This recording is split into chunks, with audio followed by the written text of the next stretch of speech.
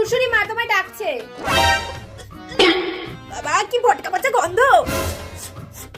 কই আমি তো গন্ধ পাচ্ছি না। পুরো 15 দিন হয়ে গেল তুমি স্নান করো না বাবা গো বাবা।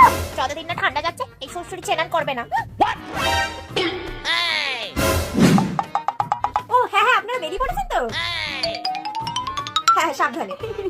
কে আসছে বদি? আরে শ্বশুরি তোমার পাত্রপক্ষ দেখতে আসছে। তুমি সত্যি বলছো? পাত্র তো তোমার ছবি দেখে একদম পাগল।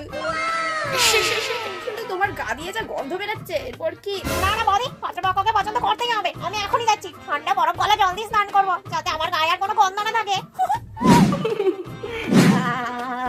ওরে বাবা রে কি ঠান্ডা রে বাবা, এই হাড় কাঁপুনি ঠান্ডাতে ঠান্ডা জলে স্নান করতে হলো। যাই হোক আমাকে তো পাত্রপক্ষ দেখতে আসবে, শ্যাম্পু সাবান সব করে নিয়েছি।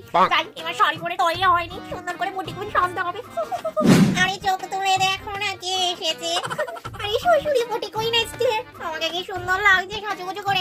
না এই কালো ঠোঁটটাকে এবার একটু লাল করতে হবে, বেশি করে লিপস্টিক করে নি। এই তো আমি রেডি তো হয়ে গেছি, এবার মানে পাত্রপক্ষ আসলো বলে। যাই বদিকে গিয়ে জিজ্ঞেস করি পাত্রপক্ষ কোথায় আছে। আরে চোখ তুলে দেখো না কে এসেছে। বদি এভাবে সেজেছো কেন? ও মা আমাকে পাত্রপক্ষ দেখতে আসবে না? আসলে শ্বশুরি কোনো পাত্রপক্ষ আসছে না।